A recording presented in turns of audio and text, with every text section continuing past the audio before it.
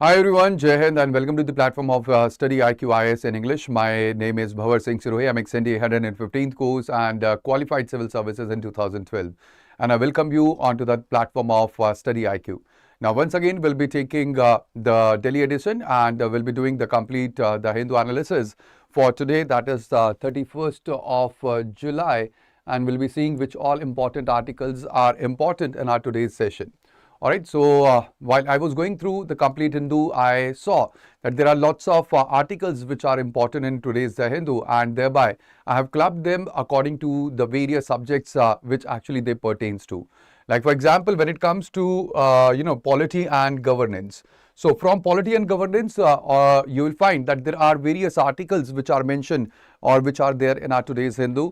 That is, we have the first article that is on the front page itself. It is about the Supreme Court on the pellet guns and the graded response doctrine and even Article 21. The second, article that is related to polity and governance is about PM Cares Fund, where it is all about the RTI accountability and even the CAG oversight gap that actually exists when it comes to the PM Cares Fund. Then the third article that is there, it is about Vande Mataram bill which had been passed by the parliament, and this is where we are talking about national symbols and Article 19 limits as well. And there is another bill also that had been passed that is about the amendment that had been made in 2024 Act of the the Prevention of the Unfair Means Act. Then the next topic that is here, it is about the NIA 17th police station, where the next police station or the 17th police station that have been opened in West Bengal. Then we have the Cauvery water or the CWMA order, which is about the interstate water dispute mechanism. And then we have the NEET and the online harassment as well, where it is about the digital rights and the democratic participation in the protest. So these are the various articles that you will find from the polity and governance. But at the same time, when it comes to the economy and social issues, you will see that there are the articles which relates to the debit card charges which are rising. Now this is where it is about the financial inclusion risk of the people who have opened their accounts through the Jan Dhan Yojana. Also, there is the Odisha flood, where we have the 7 lakh of the people which had been affected because there had been 96.7% of the excess rainfall. And then the FASTag codes, where it is about the promise as compared to the reality. And this is quite important because when it comes to the the Public Examination Prevention of the Unfair Means Act, so there had been a provision of the FASTag code that had been included in the recent amendment that had been passed, and that is why this is quite important. Now, when it comes to international relations and even the world affairs, you will see that there is a news about the Russian missile which have hit or it has fallen in Poland. Now here it is about the Article 5 of the NATO which had been invoked. And also there is another news about Akal Takht as compared or vis-a-vis Punjab government's anti-sacrilege law which had been rejected as being unsatisfactory. So these are the two important news which are from the international arena. And then we have the environment, science and tech as well, where it is actually about the Lothal or the Harappan legacy, where we are talking about the NHMC project. Again, it becomes important because Lothal is one of the important sites when it comes to the Indus Valley civilization. So these are the important articles that you will see in today's The Hindu, and thereby these are the important articles that you must go through.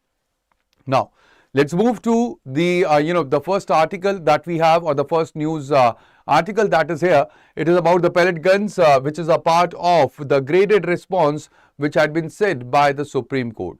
So Supreme Court bench, which is headed by the Chief Justice of India, Honorable Justice Suryakant, it is basically hearing a petition about the pellet gun use, and it has held that the pellet guns or the PAGs, they are part of the graded response which is basically permissible in the exceptional circumstances. Over here, the court have declined to put a blanket ban. There had been a declination of, or the court have declined that there cannot be a blanket ban, but at the same time, it has agreed to examine the specific incidents of the arbitrary use as well. And here, it is very important to note that the bench have acknowledged that the state, it must not meet the student protest with the brutality, while also flagging that there is the bona fide protest risk which are being hijacked by the unscrupulous elements as well. And that is where it comes to the Supreme Court. This complete perspective or the complete incident had been, or the petition had been filed in the Supreme Court by the IPS, or you can say former IPS officer Yashovardhan Azad and the two of the pellet gun injury victims, where the Supreme Court is hearing the excessive use of the force in the terms of usage of the pellet guns. Now this is quite important because the petitioners, they have argued that the pellet guns or the PAGs, they fail the three constitutional tests which had been laid by the Supreme Court itself, that is necessity, proportionality and the reasonableness. So ultimately they have said, or they have argued, that basically this is the violation of the Article 19 that provides for the right to freedom of speech and to assemble peacefully without any arms. And also it violates Article 21, that is basically the right to life and personal liberty as well. So when it comes to the graded response in the terms of the police or in the terms of policing, you must remember this because you will be the part of the administration. And here when it comes to the graded response, it is first the lathi charge, which is the first resort when it comes to handling of the mob. And then there is the water cannon or the tear gas that has to be used for, or in the second step, that is when there is the escalation, followed by the rubber bullets that could be used, which is basically a non-lethal force, and then there could be pellet guns that could be used. But again, Supreme Court have said that this is exceptional only and this must satisfy the proportionality as well. Alright. Now coming to the next news, this is about the PM CARES fund, and ultimately the the audit, it had been withheld when it comes to the PM CARES fund as well. So over here, this is quite important because the PM CARES fund, it has not released the audited financial statements for the financial year 2023-24 or 2024-25 and for 2025-26 as well. And that is the 3 consecutive years that we are talking about the opacity. Now this is quite important because when it comes to the PM CARES fund, so over here the government is actually maintaining this government actually says that the PM CARE fund is basically not a public authority that is under the RTI Act. And thereby it places it outside the CAG audit and even the parliamentary scrutiny, and that is the opaqueness that we are talking about when it comes to the PM CARES fund. Now this is again important because the critics, they say that the trustees of the PM CARE fund, they are basically the union ministers and they are the public servant, and therefore when the trustees are the public servant, the PM CARE fund, it should be also under the ambit of the RTI Act. Here the government employees, they contributed from the salaries as well under the official directions, and the fund was publicly presented as the government initiative, and thereby when it comes to the ambit of the RTI, so this should be under the RTI Act or it should be under the public scrutiny as well.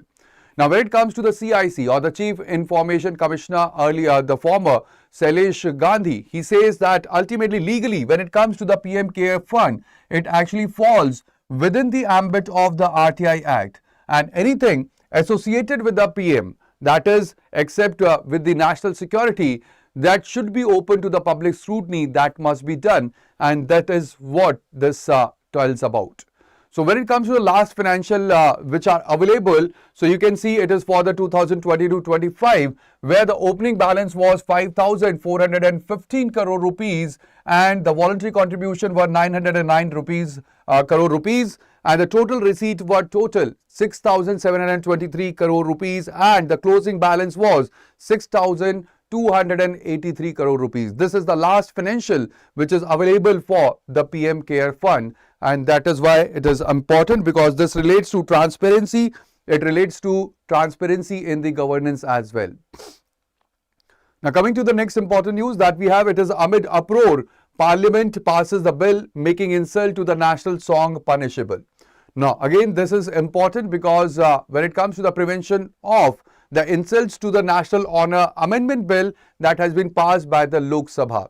Alright, and already it had been cleared by the Rajya Sabha as well, and that makes that this bill had been passed by both the houses of the parliament, and it is whereby it will make the intentional insult that will be done to the Vande Mataram, that will be a punishable offence.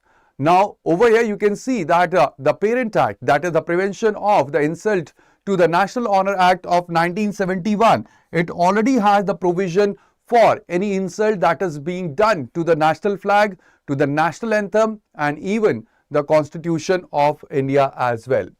Now, over here you can see that we have Jan Gan Man, that is the national anthem, and then we have Vande Mataram, that is the national song. Now, in prelims, sometimes what happens is that the UPSC asks questions related to them, and these are the things that you must remember. That is, the composer of the Jan Gan Man is Rabindranath, but for the Vande Mataram, it was composed by Bankim Chandra Chattopadhyay. Now, the first time Jan Gan Man was sung in 1911 in the Delhi Darbar, and the Vande Mataram was sung in 1896 in the INAC or the Indian National Congress session as well. Now, when it comes to the compulsory to the sing, so ultimately Jan Gan Man, so it has been said that it is compulsory to sing on the defined occasion, but the Supreme Court ruling for the Vande Mataram says that it is not compulsory to sing. Now, when it comes to the Jan Gan Man, it is basically governed by Section 3 of the 1971 Act, and there is a new amendment that had been made for punishing any of the insult that has been done for the national song as well. Now, this is again important when it comes to the provision of the Act. 1970 Act, you will see that there is Section 2 of the 1970 Act which actually deals with the prevention of the insult to the national flag and the Constitution of India as well. Where we have Section 3 which actually deals with the insult to the national anthem, that is Jan Gan Man, and also when it comes to the new amendment that have added the Vande Mataram or the intentional insult of the Vande Mataram, that is also will be also the punishable offence according to the Act as well. Now, there is a constitutional tension that we are talking about when it comes to the passage of this Act. And the constitutional tension is about criminalizing the insult to the national symbols that may clash with the Article 19(1)(a), that is the freedom of speech and expression. However, when it comes to Article 19(2), it actually permits the reasonable restrictions in the interest of the sovereignty, in the interest of the integrity, even the public order and decency as well, for the right to freedom of speech and expression. And when it comes to Supreme Court, so you will see that the Supreme Court have generally upheld the restrictions which are there on the national symbols disrespect, but the proportionality test applies here as well, that had been laid by the Supreme Court for infringing the fundamental rights. Right. Now, over here we have the next news that is about the NIA's first police station that had been opened in Kolkata. Now, when it comes to the first NIA station or the police station, it was established at the New Town, Kolkata, at the 15th floor NBCC Square Action Arena 3, making it the 17th NIA police station in India. Now, over here the NIA, it can now actually register the FIRs directly in the West Bengal. So, what used to happen before was that there had to be the investigation that can only begin after there was a FIR copy that was received in Delhi or at the NIA headquarters. So, right now, after the opening of this police station, now the investigations, they can begin automatically in the West Bengal itself, and ultimately the new station, significantly it will reduce the procedural lag when it comes to the investigating of the terror offences, because when it comes to West Bengal. So, we have seen that there is historically we have seen the cross-border linkages, there had been the cross-border migration as well, and that is why this is quite important. Now, this also strengthens the centre's counter-terrorism footprint in the eastern India, which is basically bordering Bangladesh and Bhutan and also Myanmar as well. Alright. Now, over here when it comes to the various acts which are covered by the NIA. So, we have the UAPA or the Unlawful Activities Prevention Act. Then we have the Explosive Act and the Arms Act as well. There is NDPS Act. Then we have the Weapons of Mass Destruction or the WMD Act, and even the offences against the nuclear and the cyber infrastructure. All these are covered, or basically these are the jurisdiction or the acts which are covered by the NIA or the National Investigation Agency. Now, here it is quite important that when it comes to the NIA, it was established in 2008 after the 26/11 Mumbai attack that were done. And here you can see that it is basically under the Ministry of Home Affairs, which headquarter is located at New Delhi. The NIA headquarters are in New Delhi, and the nature is basically it is a central agency ultimately which is responsible to the Ministry of Home Affairs, and here it has a concurrent jurisdiction that is with the states. Now, these are the 16 existing NIA police stations that you can see. There is in Delhi, in Jaipur, in Ahmedabad, in Bengaluru, in Bhubaneswar, Chennai, Guwahati, Hyderabad, Imphal, Jammu, Kochi, Lucknow, Mumbai, Rawalpur, Ranchi and Visakhapatnam. And now we have the Kolkata, that would be the 17th of the police station that had been opened for the NIA. Now this is quite important because ultimately when it comes to the NIA Act that was passed, so over here it actually enables the center to investigate the various terror offences. Now here this is even without the state consent, and that is where the federal friction actually lies, because ultimately when it comes to the police is a state subject that is given under the Schedule 7, that is under this list 2, basically, which is the state list. And here this actually raises the question about the cooperative federalism when it comes to the national security imperatives. So that is the major or the core tension when it comes to the NIA and the state policing as well. Now coming to the next important news, it is CWMA. It upholds the order directing the release of the Cauvery water to Tamil Nadu. Now this is very important because it has already upheld the order that was passed by the CWRC directing Karnataka to release the water to Tamil Nadu at 3,500 TMC fit or Q6 per day for the next 15 days. Now this is important because Karnataka sought the suspension of the order, citing that there is basically acute hydrological deficit or the distress because of the rainfall deficit. And cumulative inflows into the 4 Cauvery Basin reservoirs, they were basically 65.65% below the 30-year average, attributed to the super El Nino effect that is there on the southwest monsoon. So over here, this is the verdict that was given by the Supreme Court for the allocation of the Cauvery river water, where basically it is the Karnataka, it has to have 284.75 TMC fit. Then the Tamil Nadu had to have the total of 404.25 TMC fit, and Kerala 30 TMC fit, and the Puducherry 7 TMC fit. So this was basically the water allocation that was done by Supreme Court in 2018, which is the total of the 740 TMC fit of the water. And here we know that when it comes to Cauvery river, it is the most disputed river in the country.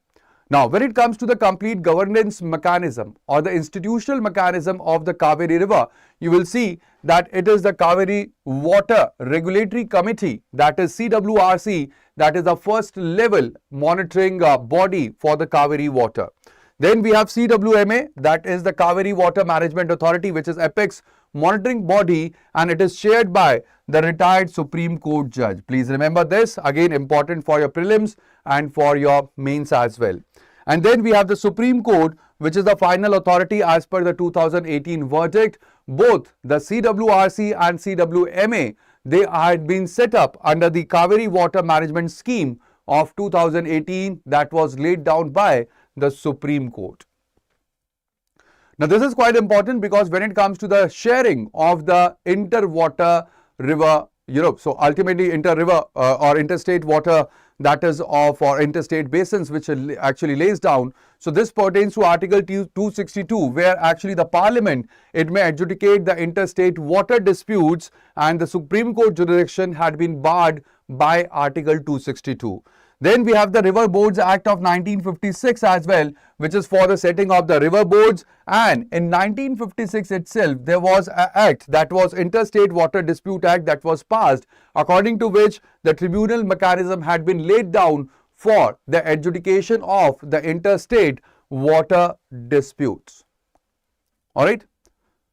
Now coming to the next one, next important news that is related to polity and governance is women face doxing online threats after the Delhi protest.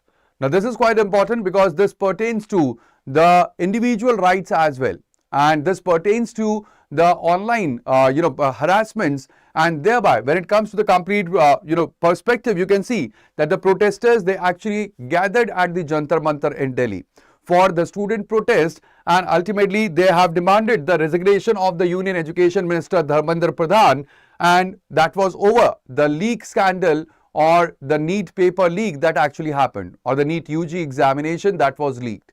Now here it is quite important that the Delhi government has also issued an order. In today's newspaper you can find this article where there will be no adverse legal action against the protesters in compliance with the Supreme Court judgment that was laid down on 28th of July. Now NEET is basically conducted by the NTA, and there is the CBI investigation that is ongoing in the case of the recent paper leak. But when it comes to this complete article, so this relates to the online harassment where the women protesters, they were subjected to the systematic doxing, that is circulation of their personal information, which actually includes the name, city and the fabricated FIR details as well. Now one woman, she was declared the most wanted as well, and here the threats actually they pertains or they include the rape threats, the death threats as well through the anonymous communication channels. Now this is where you can see that this is basically a deliberate attempt to create a chilling effect on the women's participation in the public protest, and that is why this is quite important, because this is a grave concern that we are talking about. Now we have certain legal provisions which actually exist. We had the IPC that was there, and according to IPC section 354, that was 354D, it actually related to the stalking or the repeated contact or monitoring of a woman against her will. Now we have another section according to the BNS, that is section 78, which is equivalent to section 354D of the IPC. Now there was another section of the IPC, that is 507, that is about the criminal intimidation by anonymous communication, and for this we have another article or the parallel article that was inserted in BNS, that is 351 subsection 4. So these are the sections basically where it is about the stalking and the criminal intimidation. But when it comes to the IT Act, so over here please remember that the section 66A that was struck down by the Supreme Court in Shreya Singhal case in 2015, and we have the IPC or the BNS provision which actually govern the cyber harassments right now. All right. Now coming to the next news that we have, it is about the debit card becoming costlier for customers, and this pertains to the economic scenario. Now this is quite important because the average per card maintenance fees, it has been rising across both the public sector and the private sector banks right from 2021-22 to 2025-26. And here there are also the low balance penalties which are also escalating, hitting the low income account holders, especially the Jan Dhan beneficiaries who have or who were brought into the formal banking under the Prime Minister Jan Dhan Yojana the hardest. Now when it comes to Prime Minister Jan Dhan Yojana, this has opened more than 53 crore accounts since 2014, and it represents the world's largest financial inclusion program as well. Now this is quite important because ultimately the rising charges, they basically risk the reversing of the gains that were there by the financial inclusion, and it actually pushes the marginalized group back into the informal financial channels that were there. Also, the cost of the banking burden, it is disproportionately borne by those who can least afford it, and that is again a core concern. And over here, you can try and write the mains question related to this, and that is that the rising bank charges on the debit card and low balance penalties threaten the gains of the financial inclusion. Critically examine. So this is basically important for your mains examination. Now when it comes to the complete regulatory framework, so we have the RBI, and the RBI actually regulates the bank charges through the Monetary Policy Committee. Even it mandates the display of the schedule of the charges. Also, it issues the consumer protection guidelines as well. Then there is BSBDA exemption. Now BSBDA exemption is where we have the basic savings bank deposit account, where basically the holders, they are exempted from the minimum balance requirement, and this is basically a protected category when it comes to the minimum balance as well. Now, when it comes to the PM Jan Dhan Yojana, so there were the zero bank balance accounts that were opened up for the marginalized sections, and the RuPay debit cards, they were actually provided. Now, there is also an overdraft facility that is available up to 10,000 rupees, but the maintenance fees that have eroded the benefits when it comes to the financial inclusion scheme that was launched by the Prime Minister Jan Dhan Yojana. Now, this was actually launched in 2014, that is on 28th of August 2014, and this was basically the national mission for the financial inclusion. So, you must remember that there are more than 53 crore of the accounts which had been opened as of 2025, and then there is the RuPay credit card as well. Sorry, not credit, RuPay card, which is basically the indigenous payment network that had been developed by NPCI, or National Payment Corporation of India Limited, and the BSBDA as well, where there is no minimum balance and there are 4 free withdrawals which are given per month as well. So, these are the things that you have to remember for your upcoming examination. Now, coming to the next news, it is where we have 7 lakh of the people which had been affected by the floods in Odisha. Again, quite important because there are more than 7 lakh of the people which are affected across 20 districts of the Odisha, and this had been because of the deep depression or the low pressure cell that was created. Now, this deep depression was formed over the Odisha-Chhattisgarh border, and this was on 28th of July, which have triggered the catastrophic rainfall, or you can say catastrophic flooding along the Mahanadi and the Brahmani river as well. Now, there is a deep depression weather system along with the excess of the southwest monsoon rainfall that we have seen, which is basically linked to the El Nino La Nina cycle, which have the effect on the Indian rainfall patterns. Here, it is quite important that when it comes to the complete perspective or the disaster management that we have, so we have the 3-tier structure that is or that we follow in India. We have at the apex the National Disaster Management Authority under the Ministry of Home Affairs. Now, this is where we have the central government. This is chaired by Prime Minister, and the Ministry of Home Affairs is under the Home Minister as well. Now, Prime Minister is basically the head of the National Executive Committee and also the NDRF that is under the Section 46 of the Disaster Management Act of 2005. Then when it comes to Home Minister, he is responsible for the National Disaster Response Force and the NIDM, that is National Institute of the Disaster Management. Then we have the state government where we have the SDMA, that is the second tier, and here that is the State Disaster Management Authority under the Chief Minister of the state. And here we have the State Executive Committee, which is chaired by the Chief Minister, and also the SDRF that is under the Section 48 of the Disaster Management Act of 2005. And then there is a Disaster Management Department as well, which had been established at the state level, where we have the minister who is in charge. Then at the district level, we have the panchayats, we have the municipalities and the district as well, where we have DDMA or the District Disaster Management Authority, which is under the district magistrate or the chairman of the Zilla Parishad. And here we have the state executive committees which are there. And thereby we have the 3-tier structure when it comes to management of any of the disaster in India as per or from the 2005 itself. Now here, this is the rainfall data that you can see, where we had the annual rainfall that was there between July 1 to 30, 2026. So it was 644 millimeter. But at the same time, you will see that the normal rainfall, where we are talking about the 30-year average for the same period, it had been 327 millimeter. So you can see the total surplus was 96.7%, which is above normal, and the peak single day rainfall was 164 mm. That was highest recorded in Sinapali. So again, this has led to the triggering of the floods in Odisha. Now, this is quite important because ultimately when it comes to the Mahanadi, so Mahanadi actually it rises from Sinhava hills and then it travels between Chhattisgarh and Odisha. The Mahanadi interstate water dispute is now ongoing between Odisha and Chhattisgarh, and right now you can see ironically that we are talking about the same river whose water are disputed. It is actually now causing the widespread devastation due to the excess flows.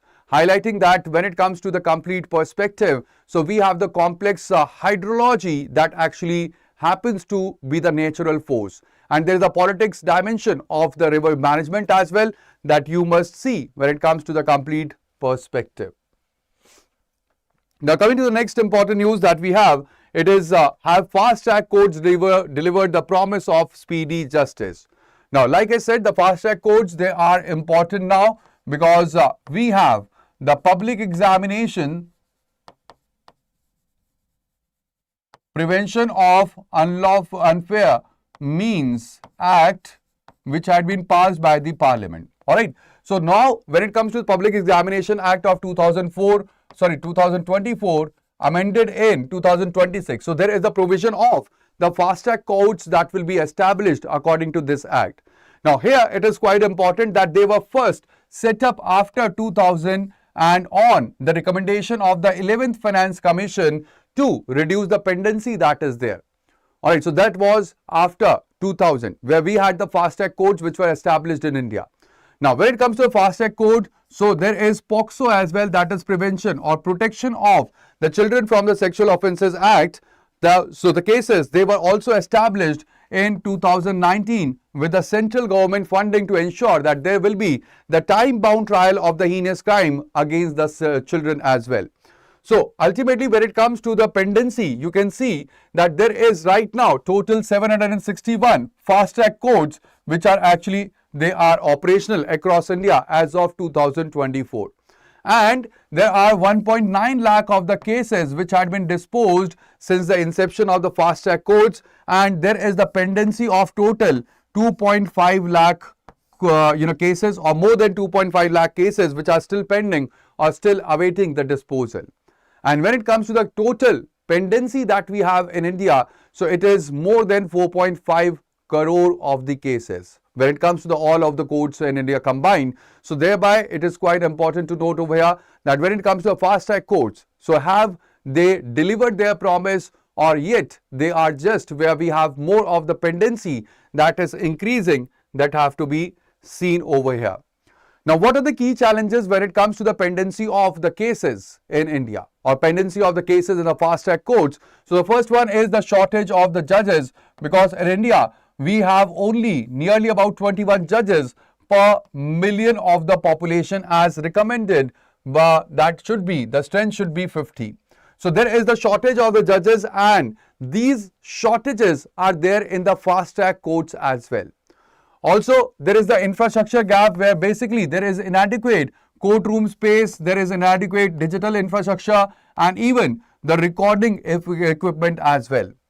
Then there is the another challenge of the witness protection where we actually lack a comprehensive witness protection program or the law that actually leads to the hostile witnesses and the delayed trials as well.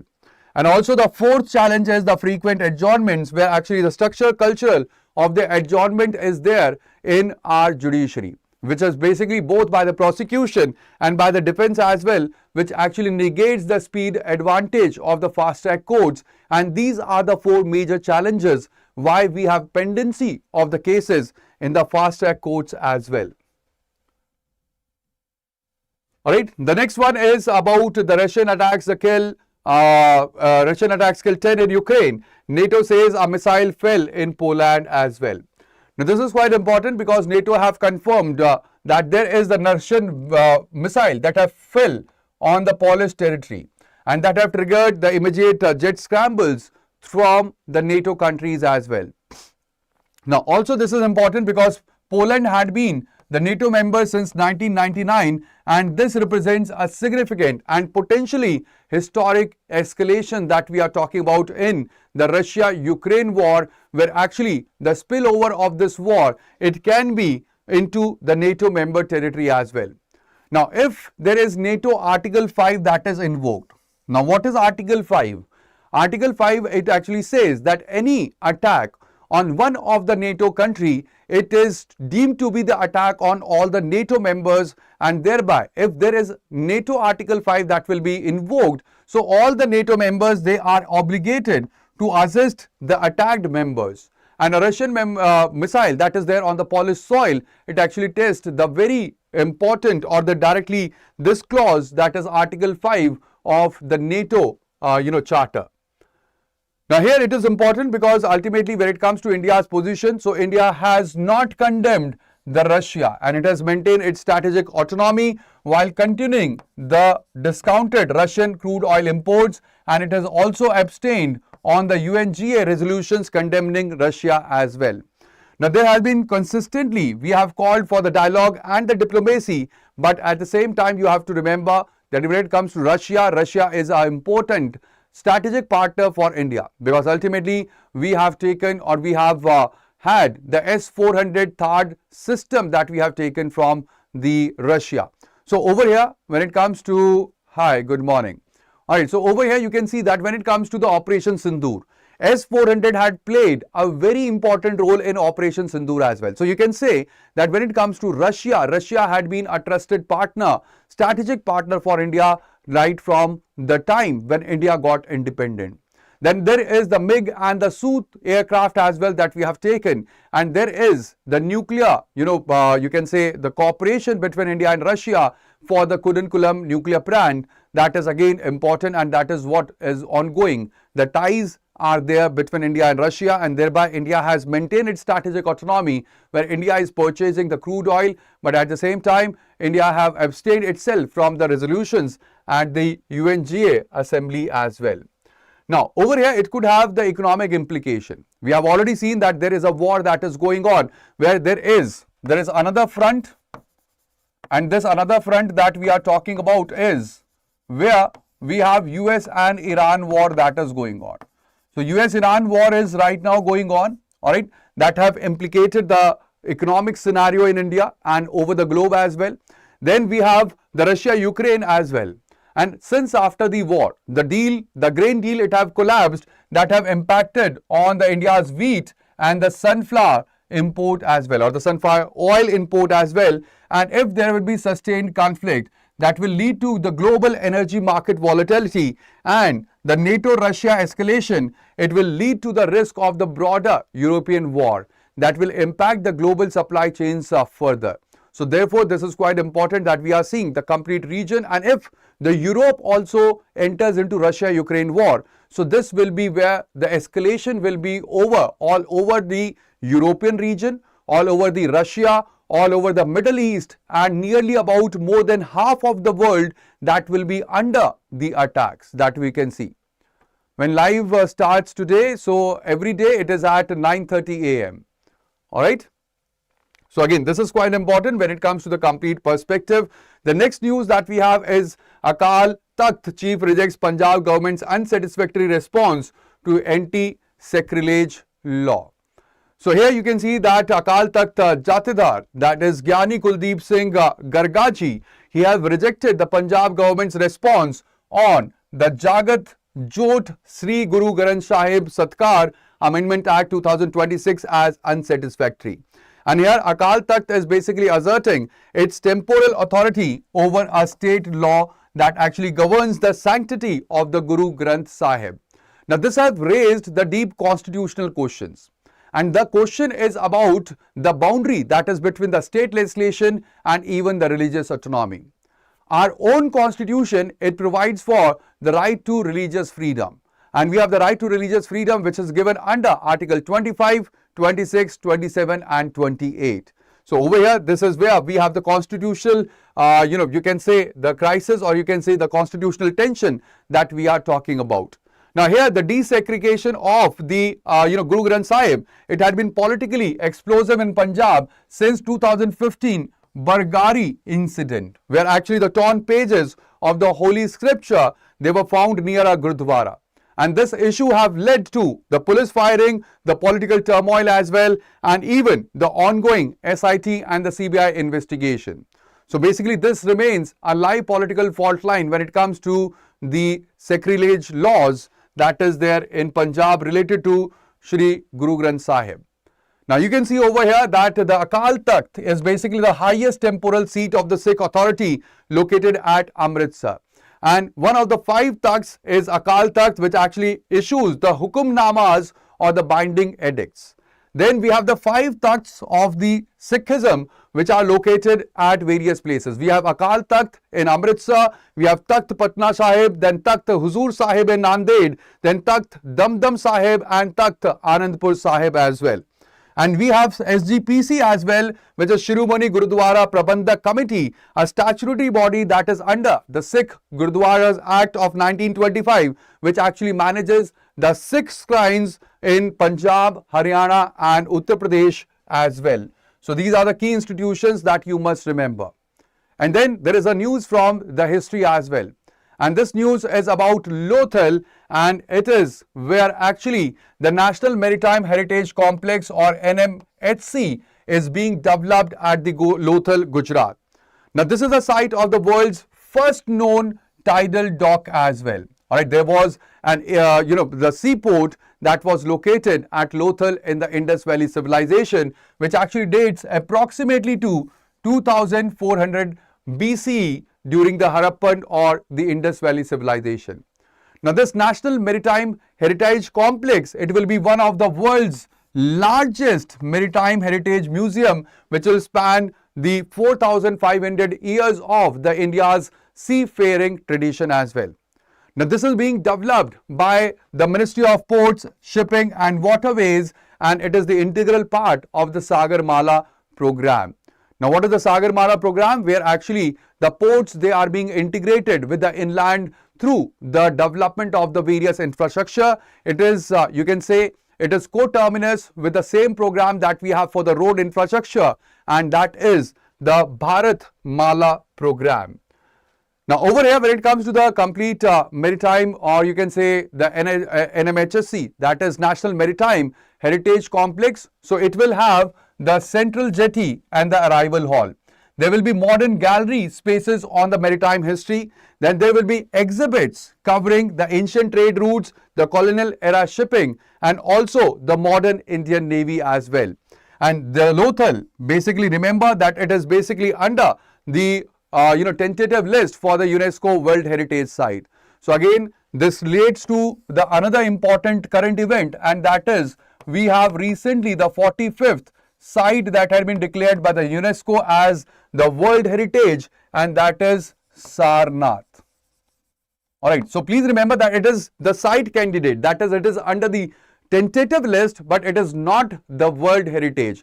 And we have recently the 45th site that had been declared at the 48th conference by the UNESCO. Now here, when it comes to Lothal, it is quite important because you may see that the questions are asked through the UPSC lens for such kind of locations which had been there in the news. The first thing is about the location, which is basically located in Ahmedabad in Gujarat at Bhogavo River. Alright, or in the vicinity of the Bhogavo River. It was actually excavated by S.R. Rao, who was working under the ASI or the Archaeological Survey of India in 1955 to 62. Now here we have the dockyard, very important, which is world's oldest, where the bricks, the tidal lock system, they were found and they were connected to the Sabarmati estuary as well. Now there is the evidence of the trade as well, which had been seen from the Lothal, where we have the seals, we have the beads and the weights, they were actually found. And actually there are the evidences that there was a trade that was there with the Mesopotamia, that is Sumer, and the Persian Gulf civilization as well. And when it comes to a script, so it has been still undeciphered, and there are nearly about 400 of the distinct signs which were found from the Lothal. Now Lothal actually means the mound of the dead in the Gujarati, and that is the name of the region or name of the place where we will have the National Heritage or the Maritime Heritage Center that will be located. Now here we have some of the questions that you must answer for your upcoming prelims. The first question that we have on the screen is, consider the following statements regarding the appointment of Chief Election Commissioner and the election commissioners in India. So we have Article 324(2) of the Constitution mandates that Parliament shall make laws regarding the appointment of the CSE and the election commissions. Then, under the Chief Election Commissioner and the other Election Commissioners Act 2023, the search committee is headed by the Union Home Minister. Then the Supreme Court in Anup Barnawal 2023 judgment ruled that the selection committee must include the Chief Justice of India under the Parliament until the Parliament enacts a law. So what is or which of the statement given above is correct?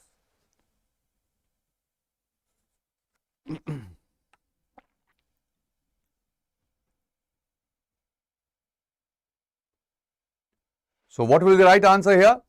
The right answer or the correct answer will be B, because the second statement is incorrect and thereby we have the first and the third which are true, and that is the right answer. Alright. Now coming to the next one, we have with reference to the Digital Public Infrastructure DPI and the India AI mission, consider the following statements. The first one is Unified Intelligence Interface or UII is designed as an open protocol to enable application layer interoperability across various AI models. Then, under the India AI mission, compute capacity is built exclusively through the state-owned government-run data centers. Then third, in generative AI terminology, inference refers to the real-time execution phase of a trained model to generate outputs for the user inputs. So, what will be the right answer here? So here when it comes to generative AI terminologies, inference is actually not about the real-time execution. So that is incorrect. We have first and second which are true, and answer will be A, that is 1 and 2 only. Alright, next question is consider the following statements regarding EIA or Environmental Impact Assessment and legal doctrines in India. First, Supreme Court in Alembic Pharmaceuticals 2020 ruled that ex post facto environmental clearances are compatible with the precautionary principle. Then second, the Environmental Protection Act 1986 derives its constitutional origin from the Article 253 of the Constitution of India. And the third, the precautionary principle requires that scientific uncertainty should not defer cost-effective measures to prevent the environmental degradation. So here, when it comes to the first one, that seems to be incorrect, and we have the second and third which are right over here. Then comes the Shanti Initiative. There is an article about the Shanti Initiative in the Bay of Bengal region, and again we have the Shanti Act also that was passed, and that is how the UPSC tries to confuse you when it comes to the initiative or the act. So you have to remember over here, the term over here is Shanti Initiative. Basically, it is to provide a normative framework based on trust, integrity and shared norms for governing the shared maritime commons in the Indian Ocean region. That is what Shanti is. Then, with reference to the interstate river water dispute resolution in the way, consider the following statements. Try and going through this question and write down the answer in the comment box, where we have entry 17 in the state list makes water supply, irrigation and canals subject to the provision of entry 56 of the union list. Then Parliament can by law exclude the Supreme Court from exercising jurisdiction over interstate water disputes under Article 262, and the Cauvery Water Management Authority or CWMA was established by an executive order of the Ministry of Jal Shakti without the judicial direction. So write down its answer in the comment or in the chat box. Then we have the next question as well, that is consider the following statements regarding genetic engineering technologies. That is, the base editing directly converts one target DNA nucleotide into another without creating double standard DNA breaks. Then we have adeno-associated virus or AAVs are frequently utilized viral vectors to deliver the gene editing tools into target human tissues. And then in India, human clinical trials for the gene therapy fall under the regulatory oversight of the Review Committee on Genetic Manipulation and the CDSCO. So these are the questions that you can practice for your prelims examination.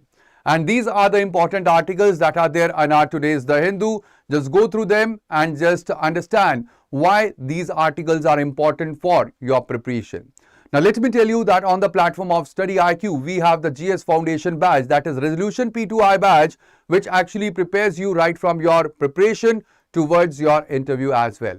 Now here, today is the last day where you are getting this offer. That is, you are getting the Guru Kripa offer where you are or you will get 50% off along with double validity and even the mentorship that will be provided by the rankers. So you can enroll into the resolution P2I batch, and again I'm telling you that for gaining this offer that is there in front of you, you have to use a code, and that code is BRS Live.